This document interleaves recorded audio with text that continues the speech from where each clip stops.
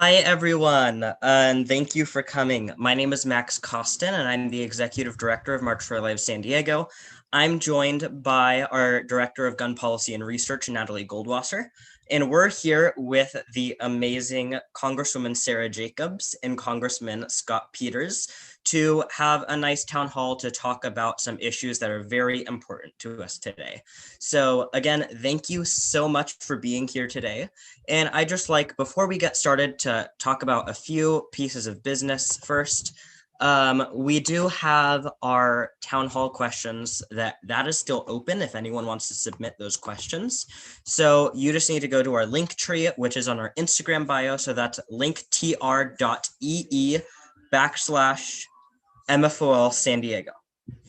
So you can go there and submit the questions. There's also, under that link tree, you can also go there and you can see the live stream again. So tell your friends and family to come join and watch the live stream right now. And let's get started. So we're going to introduce Congresswoman Sara Jacobs first. And she is a freshwoman of Congress. And she is actually the president of her new class of the new members of Congress. So I'm going to pass it over to her and let her talk for a couple minutes to introduce herself. Well, thank you so much, Max, for the introduction, and Natalie for putting this on. I'm really excited to talk to you all. I'm very honored to represent California's 53rd Congressional District in Congress for the last 2 weeks, not even a full 2 weeks just yet. And what a 2 weeks it has been. Did not think this was how my time in Congress was going to start. But as the speaker likes to tell us, sometimes the moment finds you. And my background is in working in post-conflict stabilization and post-coup transitions. And so while this is not what I had planned for my first couple of weeks in Congress, I do feel like, unfortunately, a lot of my background is relevant to what we're going through right now. And I just want to say that March for Our Lives has been amazing. You all are so involved and engaged, and I'm so impressed that this quickly after a national tragedy, you're already thinking and planning and pushing us on how we need to address it and what we need to do next.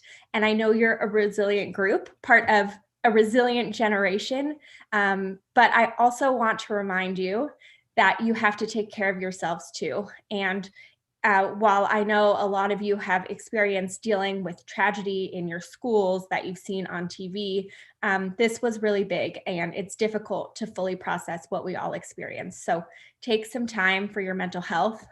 It's important. It's important because, as I like to say, you can't pour out of an empty glass. So you have to make sure that you're taking care of yourself too. When I was sworn in on January 3rd, just a couple weeks ago, I became the youngest member of Congress from California and the third youngest member in all of Congress. And I think that's important because I think our voice is really important as we're making these decisions that are going to impact our generation more than almost anybody else. And I take a lot of inspiration from all of the work that you all have done to organize that voice and to make sure that we're constantly pushing and not settling for the way things have always been done. So looking forward to answering your questions and talking more about what my first 14 days as a member of Congress has been like. And I really hope these are the most exciting 2 weeks of my entire congressional career. But with that, I'll turn it back over to you. Awesome. Thank you so much. And you heard it, everyone. Remember, it's coming from Congresswoman Jacobs herself. Make sure to take care of yourself, please.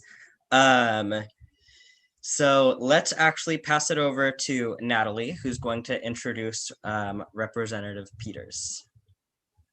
Yeah, thank you so much, Representative Jacobs. And now I'm honored to introduce Representative Scott Peters.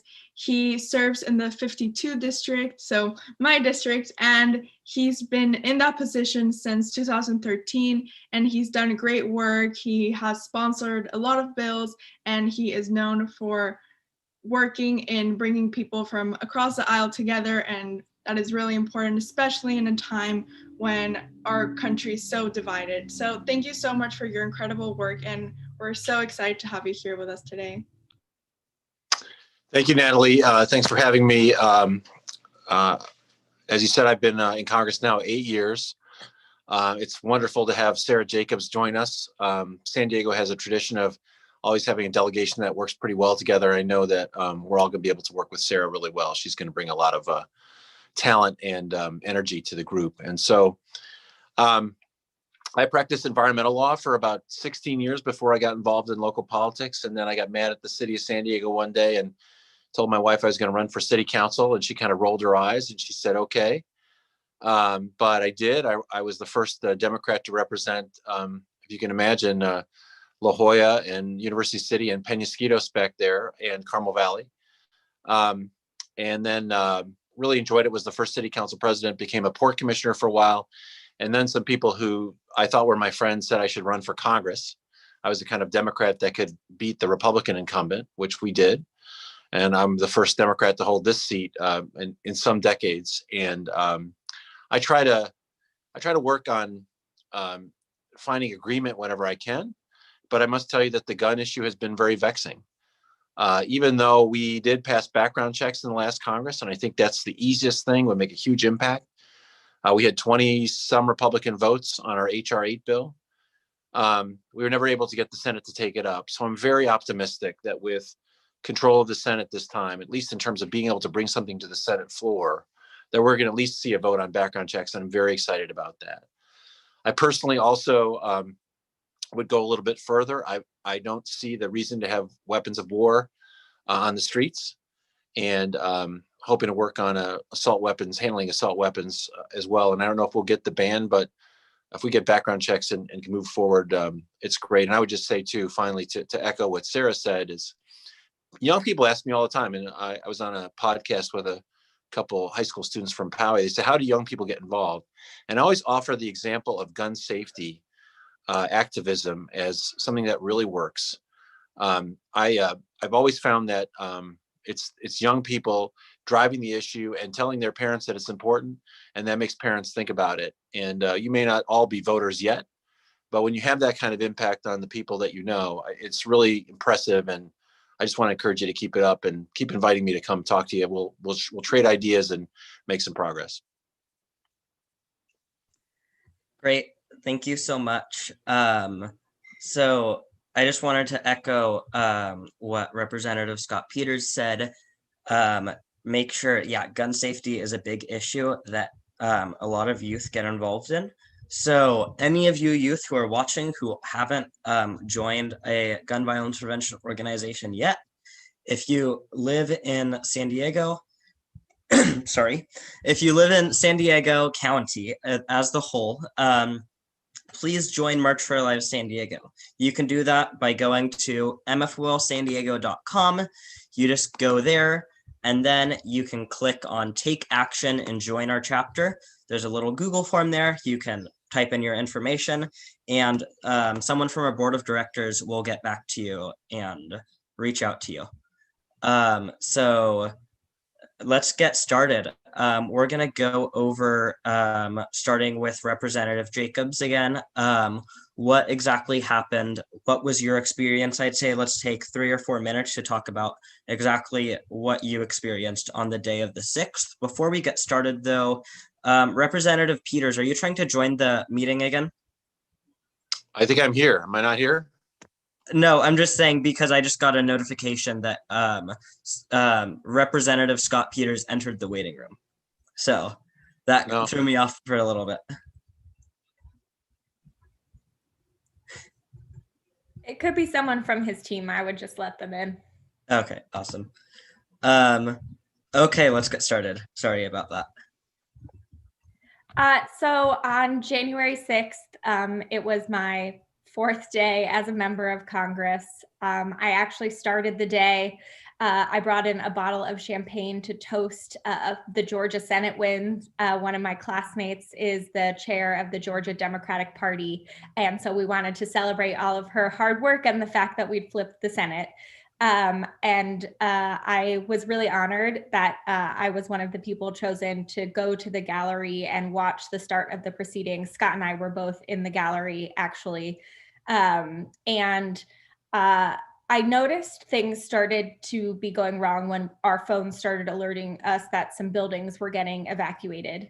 And I got a text message from my family saying, we're hearing something's going on at the Capitol. Are you okay? And I texted them back, don't worry, I'm in the House chamber. It's the safest place I could be. You don't have to worry about me. A couple minutes after that, we heard Capitol Police start a lot of commotion behind us. The speaker got taken away from the floor by Capitol Police. They told us to be prepared to take out the emergency evacuation, like gas masks that they have under the chairs, and to be ready to use them. I couldn't figure out how to get mine open. It's very hard to open them. Not great user design for an emergency situation. To be able to use our gas masks. Then they told us to, we were still actually in proceedings, debate was still ongoing, and eventually they stopped it. They told us to get under our seats. We heard gunshot, flashbang, and then they told us to put our hoods on and evacuate. The House gallery, there's no straight way to get across, and we had to evacuate on the other side. So we were climbing under handrails and over chairs, and a lot of the people that I was with were a little bit older, and so making sure that they were able to do all of that climbing. I still have some bruises on my side. We took the stairs down, ran through some hallways before we eventually made it to a secure location.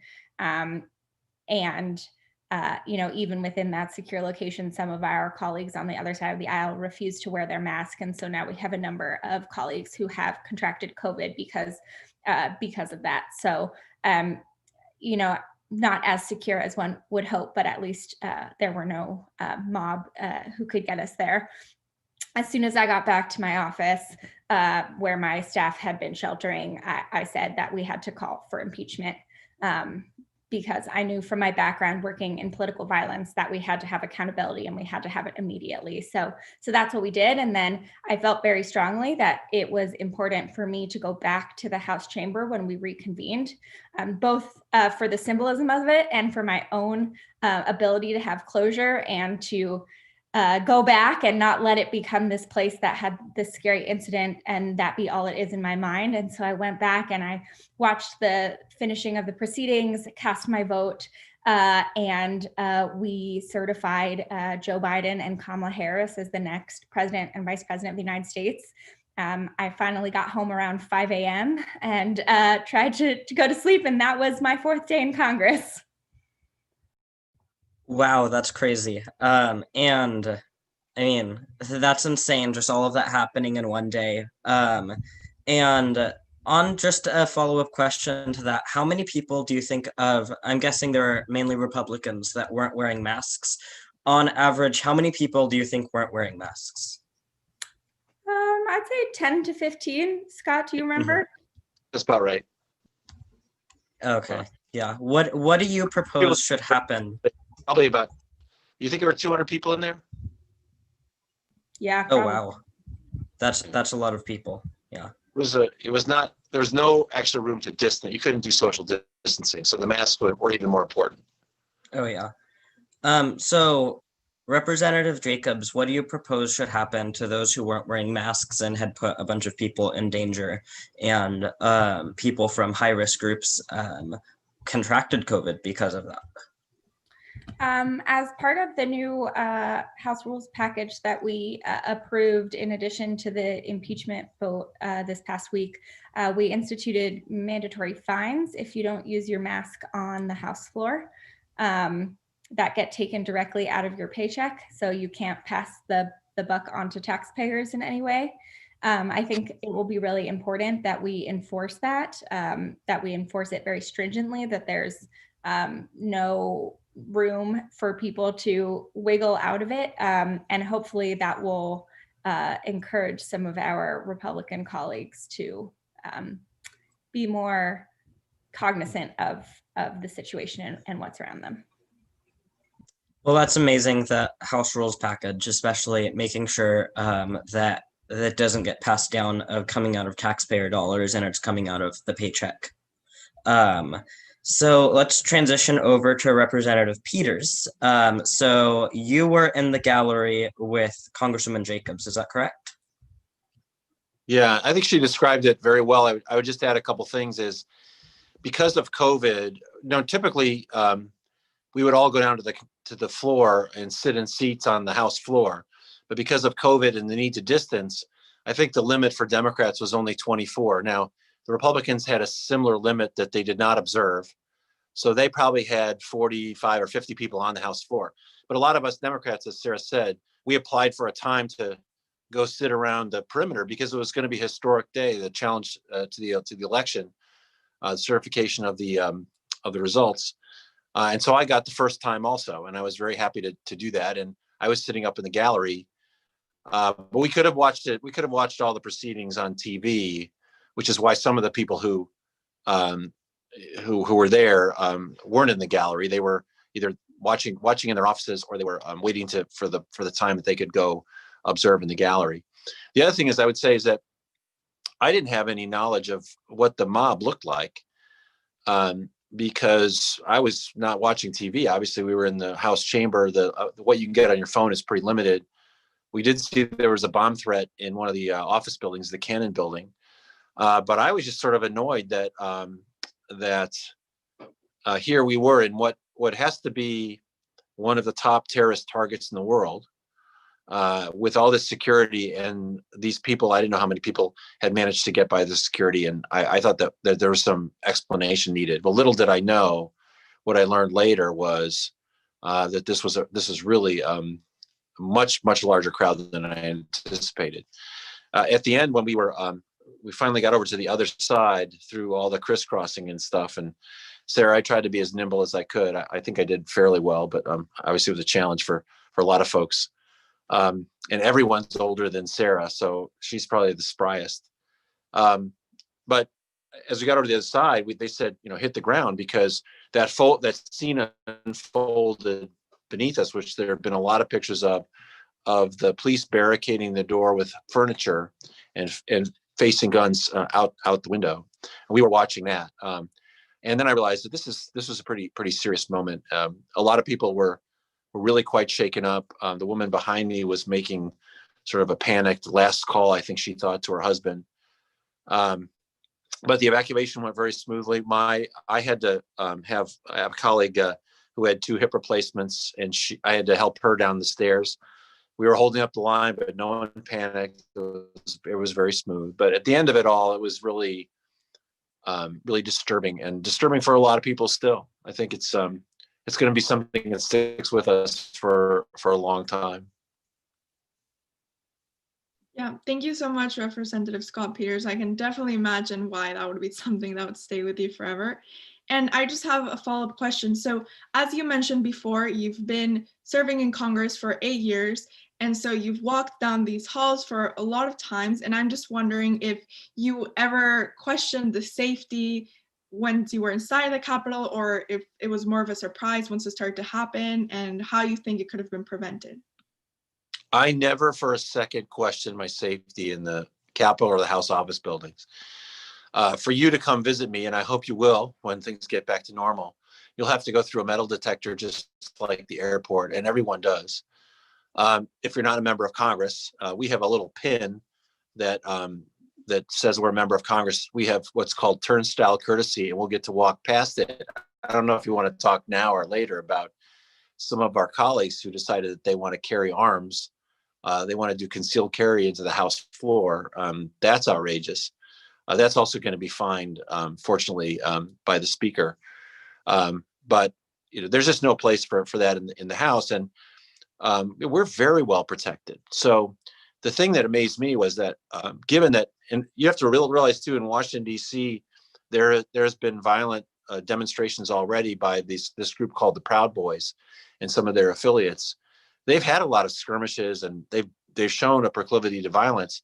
And we knew from social media that you don't have to be an FBI agent to know that they were going to make a big deal out of January 6th. So I think I was really, really shocked. And I think whether you're new or you've been there forever, the notion that just a group of civilians could make their way into the Capitol was really a huge, astonishing thing. And it's getting a lot of attention now, as you can imagine, because we're coming up on the inauguration next week.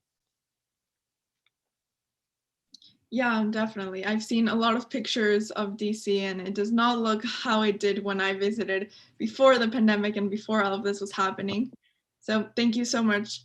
And now we want to transition to talking about what should happen moving forward with regards to the 25th Amendment or Senate trial and impeachment. And so if you guys want to talk about in general, what your feelings were at the moment. I know that Representative Sara Jacobs mentioned a little bit that right after it happened, she said that it should get impeached. And so if you guys want to expand on your thoughts on that, and we can start with Representative Sara Jacobs again, and then move on to Representative Scott Peters. Yeah, I felt like impeachment was an incredibly important step. I also called for the 25th Amendment. And basically what happened is that the House passed a resolution calling on the Vice President to use the 25th Amendment with a 24-hour timeline. He did not do that. And so after the 24-hour timeline passed, we voted on the article of impeachment and impeached the president. And that's what happened this past week. But I felt strongly that we needed to call on both of those things. One, because we just need to get Donald Trump out of office as fast as possible. He still has access to the nuclear codes. Even with only 4 days left of his presidency, there's quite a lot of national security harms he can do if he so chooses. There's not a lot of constraints on the executive authority when it comes to national security. And because in addition to just getting him out, which we will do in 4 days, we need to hold him accountable, and we need to hold anyone who incited, encouraged, or committed these acts of violence accountable. And I know that we need to do that because when I've worked in post-coup transitions and conflict zones around the world, the number one lesson is that if you don't have really strong accountability the first time an incident of violence like this happens, you're going to have more attempts, more incidences of violence. And that's not something I wanted for this country. And so that's why I called for it so strongly. That's why I have been, pushing on accountability at multiple levels. I authored or co-authored a letter asking the acting Secretary of Defense to investigate any member of the military, current or former, who was part of the insurrection, so that we can hold them accountable with the military justice system. And really figuring out all the ways we do that accountability piece, because I think that it's incredibly important to do that as we get to healing and repairing our country and the many fraying components of our society.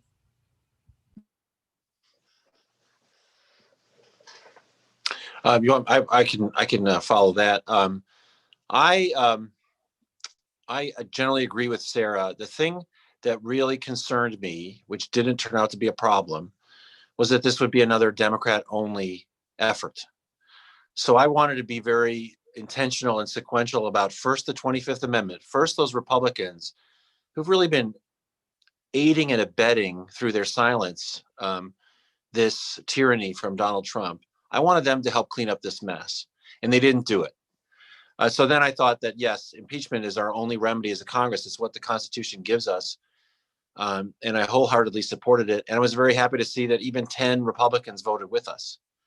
And that was progress from the last time. So I've been, since we impeached Donald Trump in the last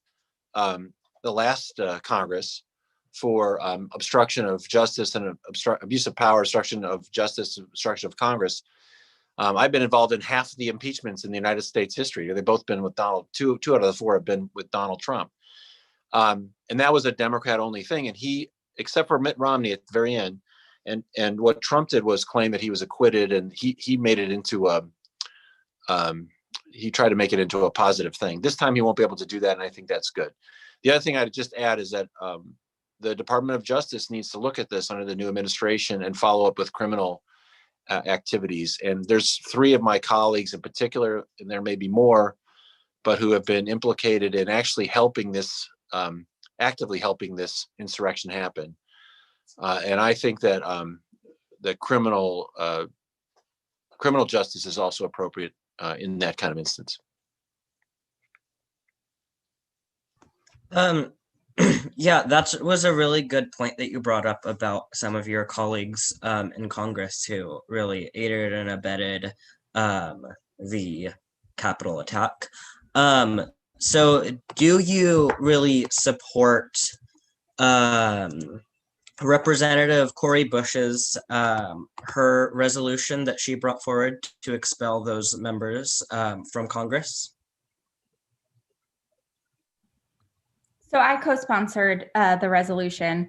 I think we need an investigation. The ethics committee needs to look into what evidence we have of what exactly was done and who did it. I don't think we should do it just blanket, and I don't think it should just be for anyone who cast the vote objecting to the election as detrimental and wrong, as I think that vote was.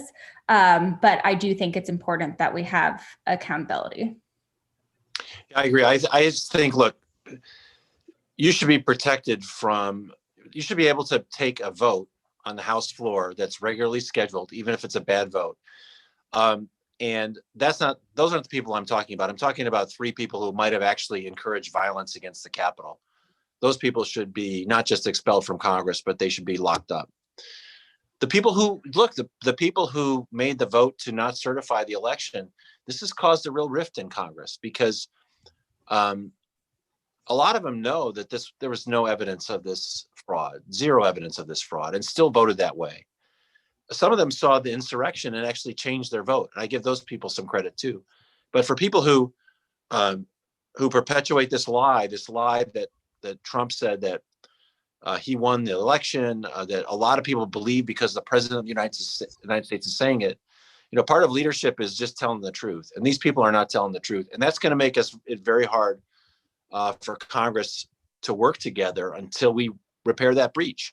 And that breach is going to mean, that means it's going to mean that these folks are going to have to say, yep, you know what, I was wrong. Joe Biden is the president, duly elected. And if we get them to do that, I think it'll be easier to go forward. But right now, there's a real harm, there's a real hurt in Congress from these people who helped perpetuate this lie by Trump. Yeah, I definitely agree with you there. So I know this question is going to be slightly hard to answer because there aren't so many answers yet. There still needs to be more investigation into really how the Capitol was breached so easily. But I'm just asking the two of you, what do you think is the cause that allowed the Capitol to be breached so easily? Do you want Sarah to go?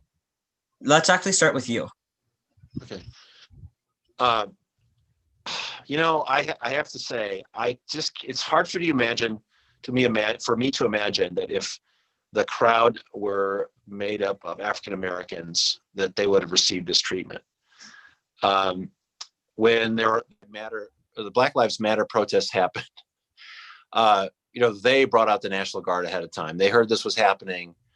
But this insurrection, people didn't seem to react like that. And part of it is because the president is in charge of the military. I get that. And he's not going to send the military out for his own people. But I think that that race is a part of this.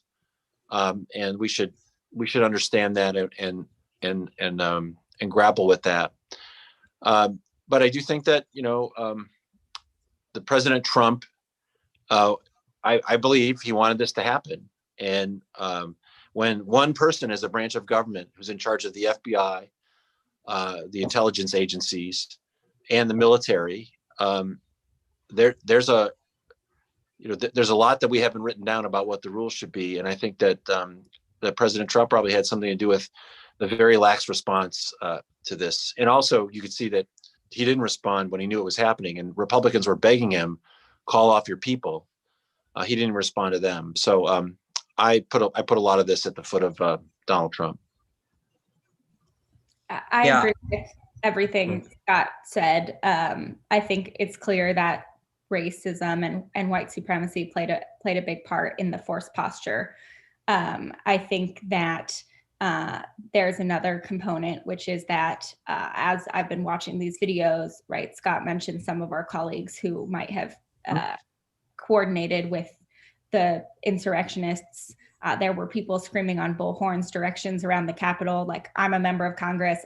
I couldn't tell you that specific directions on how to get to different rooms in the Capitol. So there was clearly some sort of coordination and some really highly skilled planning that happened ahead of time. This was not just a spontaneous mob that descended upon the Capitol, although that was part of it, especially as we look at the fact that they had pipe bombs ahead of time that distracted the Capitol Police and had them leave the perimeter, which is a classic tactic that you see. That leads me to believe that there was a coordinated plan of some sort. So I think it's important to say that. And I also think it leads to something that I think we see in incidences of shootings at school too, which is that our intelligence community, our police departments, they take information that they find secretly more seriously than one that's broadcast in public view. So a lot of these plans were just on Facebook, on Twitter. Everyone saw it. We all saw it. But that means to our intelligence community, they're not thinking that that's really intelligence, right? Because everyone can see it. And so they don't treat it in the same way. And I think that is something we're going to have to really address, which is like, we know a lot of these people do broadcast their plans. So how do we make sure we're taking that as seriously as the information that's found secretly?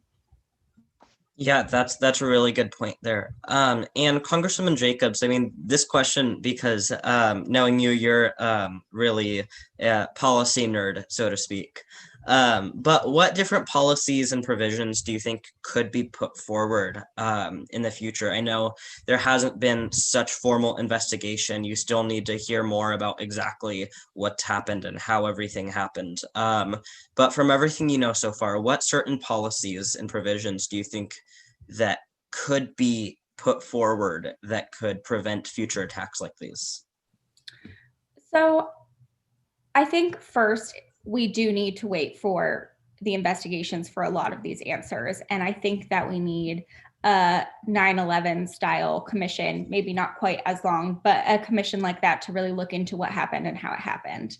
I think there's some things we can do in terms of just standard building security. So I think we need logs of anyone who enters the Capitol. Right now, if you enter with a member of Congress, I can just wave you in. But we need better logs of anyone who's coming in and out. We need to really look at the way Capitol Police is structured. I think there was a real failure of leadership of Capitol Police. That's in part because of the reporting structure that exists for them. And I also think that this is not exactly about how the attack happened, but it is about potentially some of the response. We need to make sure that we're rooting out extremism in our military, in our law enforcement. We're seeing a lot of reports that these insurrectionists were former military, potentially current military. That's again why I wrote this letter to the acting Secretary of Defense to ask him to do an investigation and hold people accountable. But I think that it's a broader issue of trying to make sure that the people who are meant to be protecting us are really doing that, or upholding their oath to the Constitution, which is the same one I had to take. Now, all that being said, there were some real heroes, and I was proud to co-sponsor the bill to give Eugene Goodman, the Capitol Police officer who saved the Senate, for instance, a Congressional Gold Medal. I think we just saw another viral video of another Capitol Police officer who went above and beyond protecting. And so I think it's important to highlight where things went well, and also fix some of the leadership and structural challenges that enabled this to happen. Yeah. Awesome. Thank you. Sorry. Those are some great points. And Representative Sara Jacobs, you mentioned a little bit about holding people accountable and looking at what we've done and how we can change for the future. And so I just wanted to talk about social media because, this event has brought about a lot of conversations on social media, and especially because President Donald Trump did get suspended from a lot of social media platforms. So I was wondering what both of you thought about how we can change this going on in the future and how we can stop all this hate that is helping each other grow on social media platforms.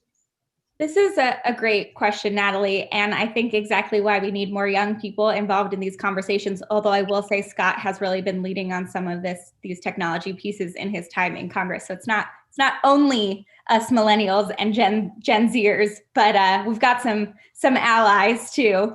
But I think that all of us young people who are really digital natives who grew up with our lives online kind of understand the benefits and the negatives of social media. I don't know if any of you have been cyberbullied as a young public woman on social media. I can tell you I get some pretty horrible things said to me. And I think it's clear that a lot of the way the social media algorithms work really prioritize and lead you to extremist views. So there have been studies that show that if you just stay on YouTube and do the autoplay, whatever you start on, by the 7th video, you're at an extreme view of some sort, even if you start with like, how do you chop tomatoes? So I think that we really do need to look into not only the deplatforming, that's really important. And boy, do I wish they'd taken Donald Trump off of Twitter well before Scott and my life were threatened, but I'm glad it finally happened. We're seeing that it actually works on Twitter, on Facebook, with Parler getting mostly shut down, right? The deplatforming does have a material effect. I think we need to look at these algorithms and the whole business model that really prioritizes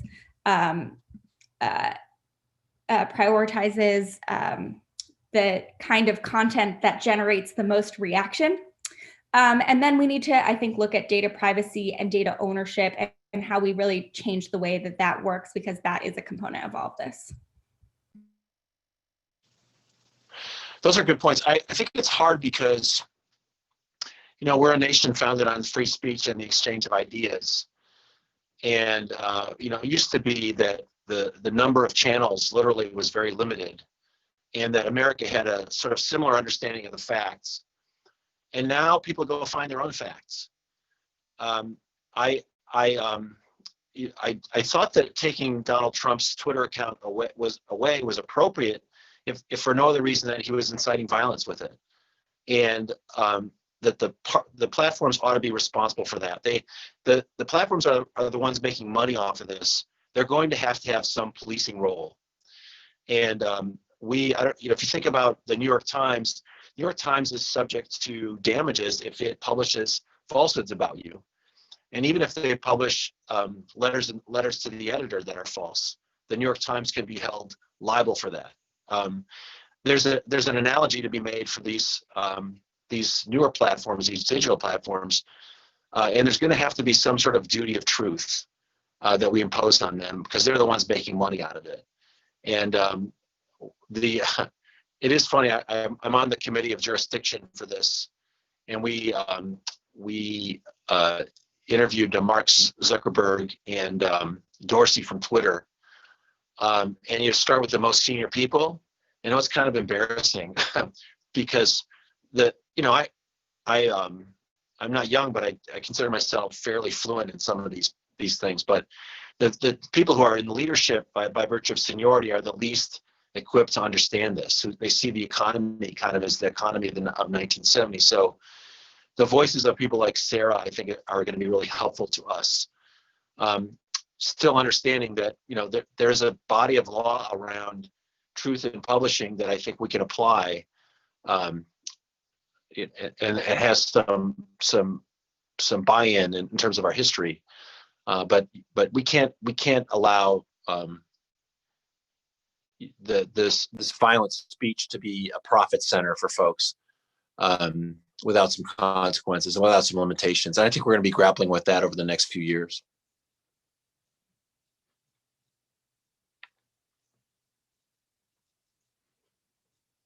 Yeah, that's really important. I'm going to transition over to Natalie. We're going to have, I think, 2 more questions, or maybe another follow-up question, and then we're just going to transition over to the future goals.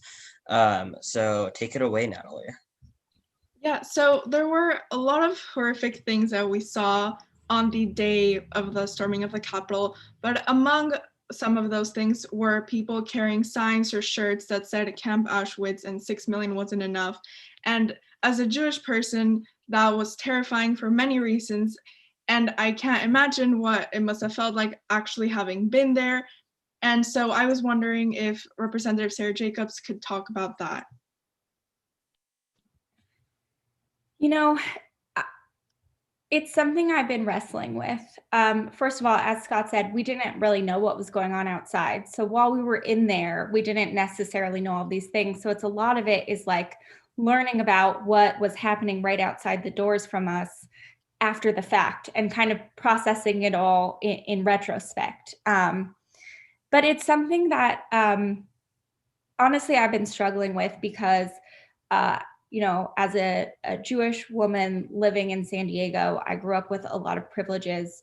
I'm white passing for most of my life. I haven't really considered my Jewishness as an other, right? It was, everyone I knew was Jewish or knew someone who's Jewish, and everyone had bar mitzvah parties and all of that. And I have obviously gotten a lot of privilege from being white passing and from the kind of assimilation that the Jewish community has gone through over the past couple of generations. And yet at the same time, as I was thinking back upon when we were sitting there under the chairs, like scared, and I really thought there was a moment where they were going to get through the glass doors and we were all going to be done for. Like they were coming for me. And we are different and it is an other. And, I think that it was the first time in a long time that I really have felt that. And I don't have a good answer for you on what to really do. I think we know that anti-Semitism tends to be like the tip of the spear as we see rise of other kinds of hate and extremism. And we've been seeing the rise of this for the past couple of years, but it definitely has hit me as I've been learning about these things after the fact. Yeah, thank you so much for addressing that. And I know that it's really hard for everyone to deal with, but seeing a woman who's Jewish in Congress does mean a lot to us who are also Jewish and are looking to get into politics in the future. So thank you for representing us. Yeah, thank you, Natalie and Representative Jacobs. So the next thing, I'm pretty sure but Congresswoman Presley, her panic buttons were ripped out of her office. Do you guys know, like, what's your reaction to that? Do you guys know of anything else like that happening around the Capitol? Because that is very scary, just thinking of how bad something could have gone wrong with that happening. Yeah, well, mine hadn't even been put into the office yet. And a lot of our security equipment, some of the freshmen, their phones hadn't even been set up yet. So I think that one thing to be clear is like, I don't want to say that there was a conspiracy. I think there has been a lot of confusion in moving offices, and the pandemic has made it harder. We've experienced just the normal freshman, not everything is set up in time. And again, the pandemic has really changed the way these people work. So I think we need an investigation to see if there was nefarious activity or if this was just kind of an unfortunate, I don't want to say accident, but the timing, right? It was 4 days from the start of Congress, right? So a lot of things are still new, but certainly there were a number of us freshmen who didn't have our buttons in yet. Our radios didn't work, our phones weren't online yet. So it definitely added to the confusion and uncertainty and the fear that we were all feeling that day. Wow, that's insane. Yeah, it's just crazy. I think that Sarah's very wise to say we should find out what went on. I mean, there's a lot we find out, and it's very easy to jump to conclusions based on what's online right away. But I think this raises questions about there's questions raised about why some people seem to know exactly where to go. with respect to Whip Clyburn, he had some equipment stolen. And it might be that there was a combination of some people who had very specific plans combined with a bunch of people who just were generally wanted to show support for Trump and stop the steal people. But I think we have to find that out. And I agree with Sarah. And yeah, that's just incredibly scary. I mean, just knowing that your panic buttons weren't installed to get Representative Jacobs. And I mean, yeah, it's really good that your staff was all okay. And yeah, it's just, I don't know. I think it's just that whole event, just us watching from home, it hit everybody that, whoa, that could actually happen. Something like that actually happened. And like something like that hadn't actually happened since the 1800s. So like just Right. the idea that, I mean, there's also the shock of us young people just seeing so many events, landmark events really happening during our lifetime while we're still at a really young age. So we're going to actually transition on. We don't want to keep you guys over an hour because we know the two of you are super busy and have other work to get to.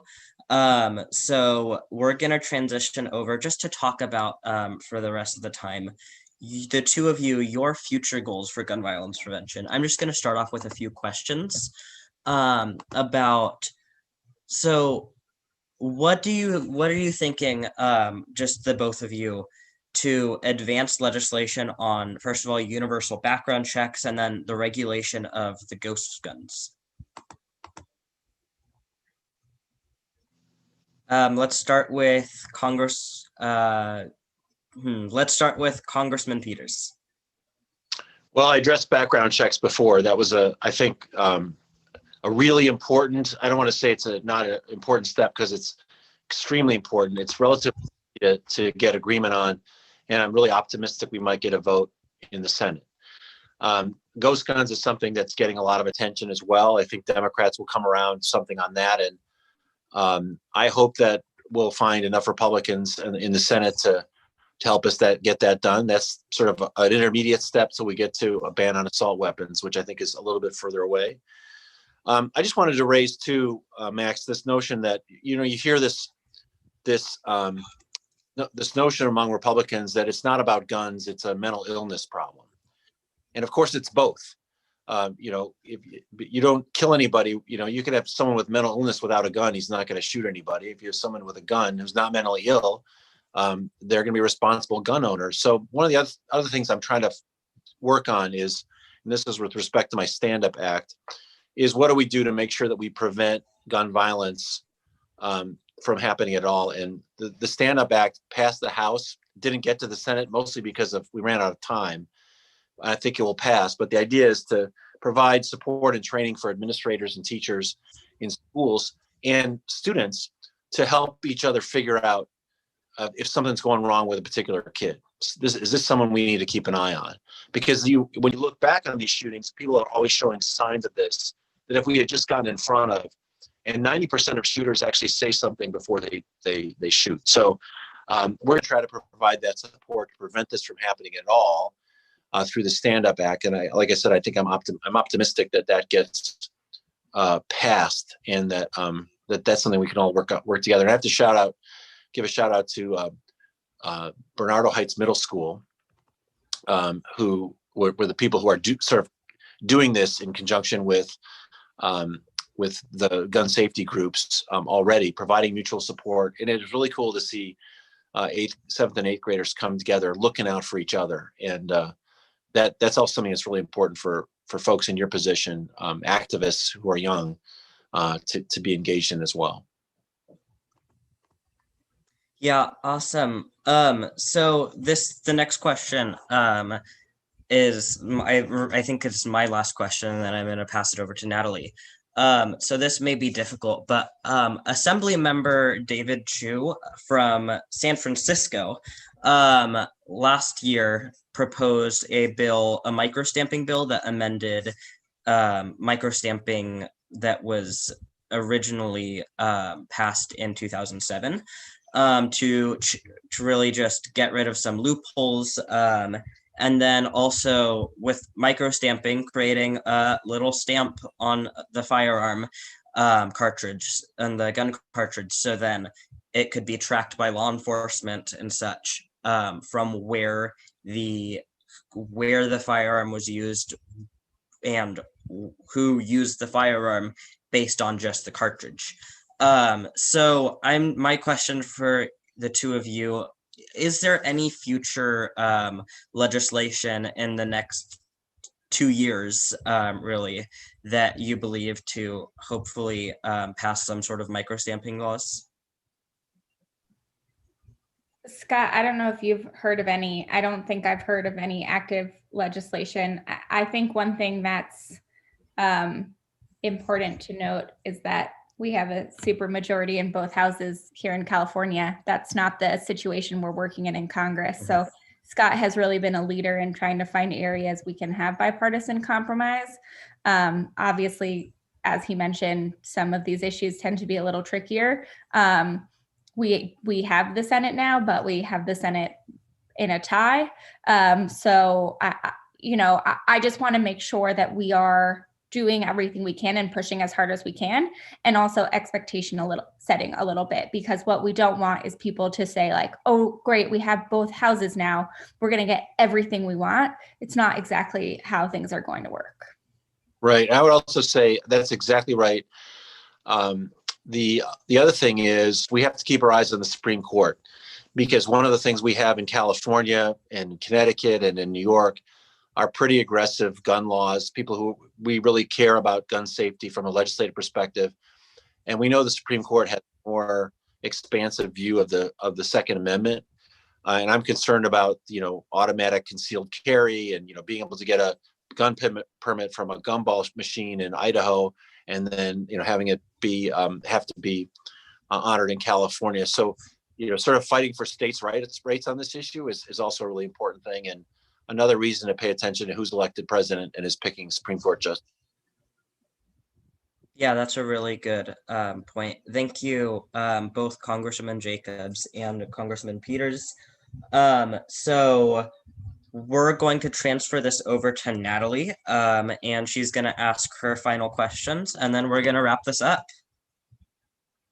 Yeah, so thank you so much. We just have a few more minutes, so there's just one final thing that we would like to touch upon. So Representative Scott Peters talked a little bit about focusing on how to prevent these issues as well as dealing with the aftermath. And one of the things that we've been talking a lot about specifically in March for Our Lives in our chapter is about suicide, because even if you look at the rates of gun violence in San Diego alone, the rates of suicide are a majority of those deaths.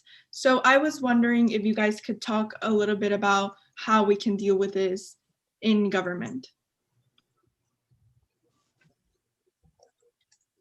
Who are you picking on? Whoever would like to take it. I'll just say this comes up a lot in San Diego because we have something like 20 veterans a day who take their lives in the United States, more than armed conflicts. We lose more warriors to suicide than we do to war.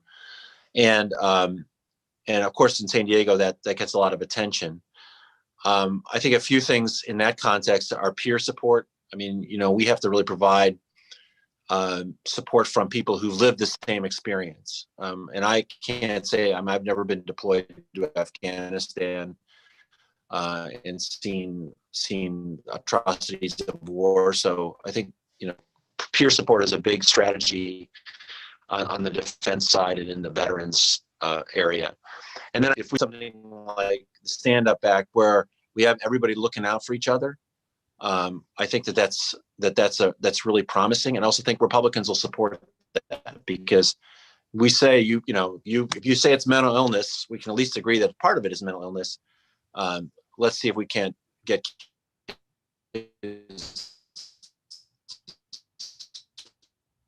for each other. I'm very encouraged about that.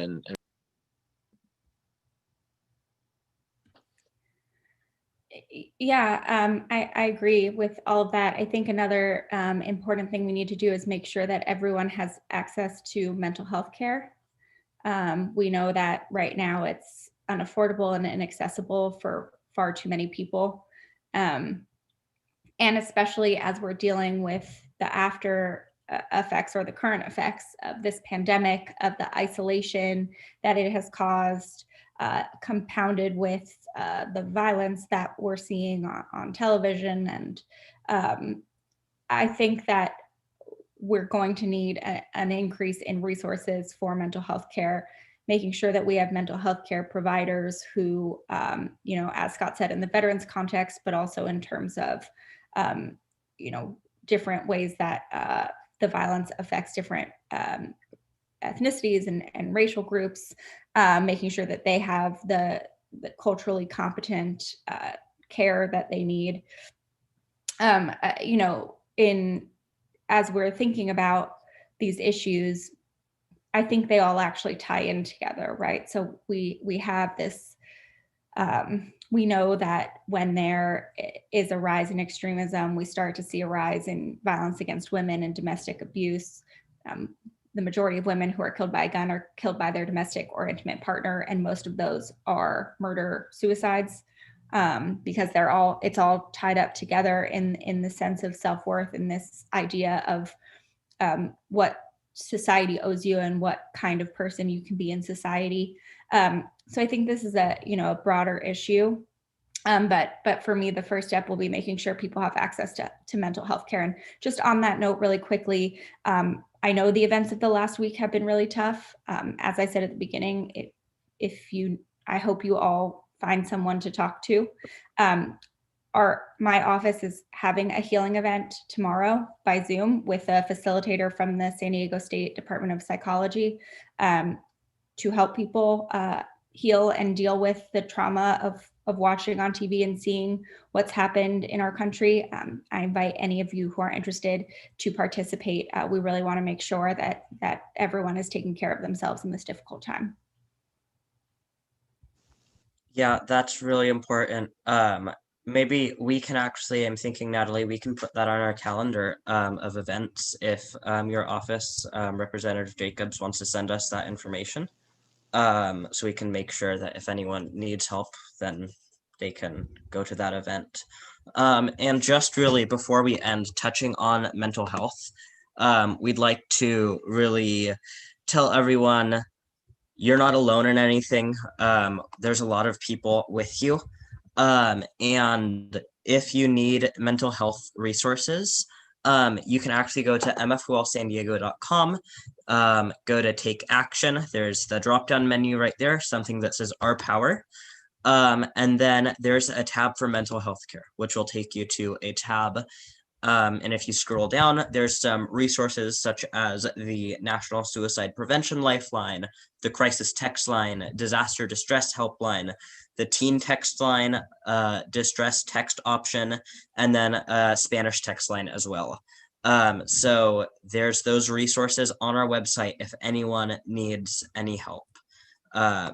So let's wrap this up. I just want to say thank you so much to Representative Peters and Representative Jacobs. You guys, the both of you have done so much for our community. As Representative Peters, you've done so much in office. Representative Jacobs, you've just taken office, but we know you're going to do a lot of good things, and you've already stood as an icon of hope that youth can be involved, being the youngest congresswoman from San Diego, or the youngest congresswoman from San Diego, of course, but from California, and the third youngest congresswoman in the US. So yeah, it's just pretty amazing, the accomplishments that the two of you together have made. So thank you so much. And always thank you to the people who are viewing this. Of course, we can't do our gun violence prevention work without you. Thank you to all of our donors, of course. None of this could happen without you as well. So we're actually, just as a little gift to everyone, going to let you guys know that tomorrow we will be announcing something special. that we will be doing sometime in mid-February. So keep your eyes open for a announcement tomorrow from us and some of our partner organizations. So thank you again. Those who want to join March for Our Lives San Diego after watching this, go to our website, click join our chapter. You can join us. Thank you so much again to the Congress people, and thank you to our viewers. And with that, we will wrap up and end the live stream event. Thank you so much. Bye, everyone.